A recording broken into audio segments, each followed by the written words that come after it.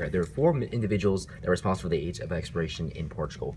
The first of which being Henry the Navigator. Now, Henry the Navigator himself wasn't an explorer, but instead made a school in Portugal to educate sailors on the new technologies and sailing practices, while also sponsoring increased exploration of, and led the way for the next individuals to come. The next individual being come was Bartholomew Diaz. Now, Bartholomew Diaz was himself an explorer, and he explored the route from Portugal and was on his way to reach India, but instead had to stop at the Cape of Good Hope for fear of mutiny. But he paved the way for the next individual, which was Vasco da Gama. Now, Vasco da Gama, following the footsteps of Bartholomew Diaz, sailed around the Cape of Good Hope as well, but successfully made his way all the way down to the west coast of India. And while there, he stated that he was searching for Catholics and spices, but he found the latter and was capable of making a humongous profit, even though he sunk several ships on the way back. Now, the next individual is Admiral Alfonso de Albuquerque. Now, Admiral Alfonso de Albuquerque didn't sail for purely commercial reasons, but instead sailed to reach fulfill the political goals of Spain. Now, Admiral Alfonso de Albuquerque also sailed on the same route as the previous two individuals, but when landing in West India in the city of Calcutta, instead he established an HQ for Portuguese trade in the region.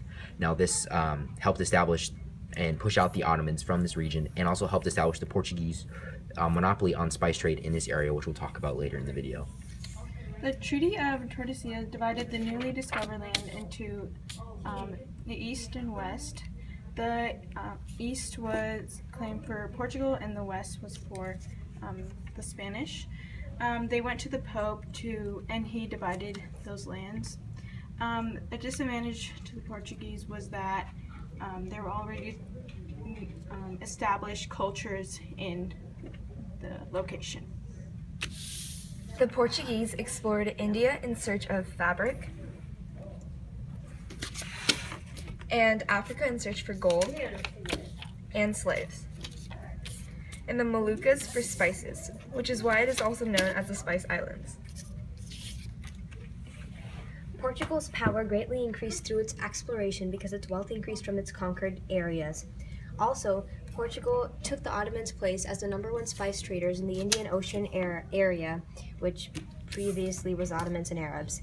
Also, multiple countries that Portugal had previously explored were depleted somewhat in resources because Portugal took them back for their own country's benefit. Multiple areas that Portugal also established bases in gained new Catholic converts for the Catholic Church, because after the explorers went places, that also brought missionaries to those same places, consequently. In addition to that, slaves and natives in all the areas Portugal established bases in ended up on the bottom of the social pyramid, unfortunately. In Brazil, for example, the natives were forced to be laborers and were basically under the control of the Peninsulares, or people from Portugal, who were at the top of the social pyramid, and slaves, in addition to that, were also at the bottom of the social pyramid. Also, in Africa, the natives were taken and forced to be slaves, and in India, many of the people who were natives there were also forced to be laborers. In addition to that, many of the cartographers of the time period were able to improve their maps because Portuguese and many other countries' explorers explored enough to the point that they knew the basic outlines of areas and the basic shapes of places. So most of the maps were better drawn at that point.